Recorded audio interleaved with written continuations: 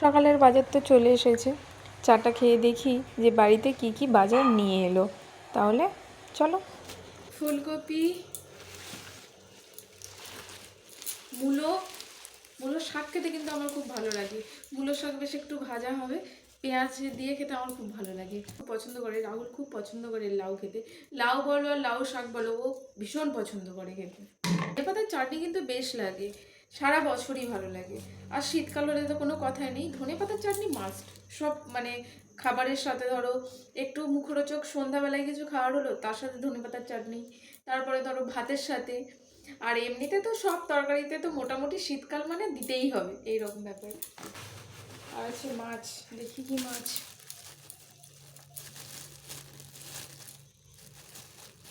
কাটা যাচ্ছে না। আচ্ছা, রুই মাছ। আর একটা কিছু আছে মনে হচ্ছে, চিংড়ি মাছ আছে। এই যে এটা হচ্ছে কি, আমাদের এখানে কি বলে, ফুল চিংড়ি বলে। ছোট ছোট নদীর চিংড়িকে ফুল চিংড়ি বলে। একদম ছোট ছোট, একদম ছোট ছোট, মানে ওর কোনো কাটা টাটা কিছুই যাবে না, শুধু ভালোভাবে একটু ধুয়ে নিলেই হবে।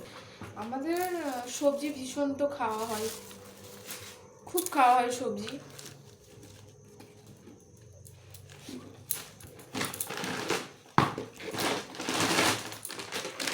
এখন বাজারে প্রচণ্ড দাম, খুব দাম। এই যে আলু, এবার সব একটা একটা করে নিয়ে ফ্রিজে গুছিয়ে রাখবো পরিষ্কার করে। এর মধ্যে কিছু শিমও রয়েছে, পেঁয়াজ, শিম,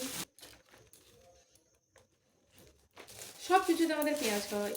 মুড়ির সাথে, ভাতের সাথে, সব কিছুতে। তরি তরকারিতে তো দেওয়াই হয়। তো আমার আবার একটুখানি দিলে মন পোষে না, আমার আবার বেশি বেশি দিতে লাগে।